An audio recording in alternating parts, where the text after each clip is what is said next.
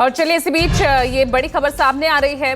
OBC standing committee की पहली बैठक खत्म हो गई है। इस बैठक में कांग्रेस, टीएमसी, डीएमके, जेडीयू शामिल हुई थी। इंडिया गठबंधन ने जाति जनगणना की मांग की है और जाति जनगणना की मांग करने में जेडीयू भी शामिल है। मेरे साथ हमारे सहयोगी पॉलिटिकल एडिटर रमन कुमार जुड़ रहे हैं। रमन, ओबीसी स्टैंडिंग कमेटी की ये पहली बैठक खत्म हुई है, क्या उम्मीद लग रही है, क्योंकि विपक्ष तो लगातार जाति जनगणना की मांग को लेकर अड़ा हुआ है।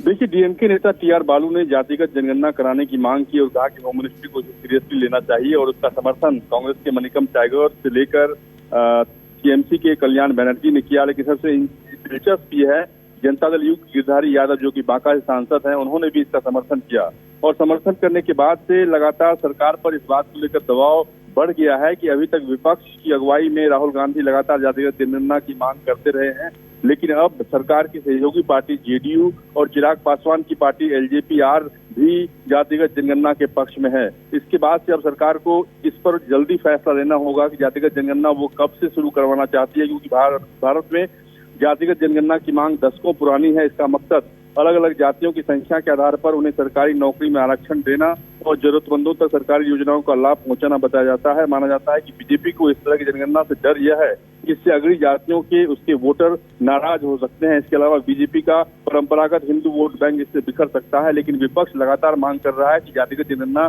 पर सरकार जल्दी से जल्दी फैसला ले। ठीक है रमन, तो ऐसे में अब ये ओबीसी स्टैंडिंग कमेटी की जो पहली बैठक का खत्म होना, ये किस तरफ संकेत करता है? क्या सरकार इस ओर बढ़ रही है? क्या ये मानकर चले? देखिए, सरकार की तरफ से अभी इस बारे में कोई रिएक्शन नहीं आया है। सरकार की तरफ से कोई एक रणनीति बनाने की कोशिश की जा रही है कि जातिगत जनगणना पर तमाम राजनीतिक दलों में सहमति के बाद हम इस पर अंतिम फैसला लेंगे। लेकिन जिस तरीके से विपक्ष लगातार मांग कर रहा है और राहुल गांधी ने कहा है कि प्रधानमंत्री इस पर फैसला लेने तो अगले प्रधानमंत्री इस पर फैसला लेंगे, उससे दबाव सरकार पर काफी बढ़ गया है। ठीक है, बहुत बहुत शुक्रिया आपका रमन इस तमाम जानकारी के लिए। इसके साथ एक छोटा सा ब्रेक ले रहे हैं, लेकिन खबरें लगातार जारी रहेंगी, बने रहेगा न्यूज़।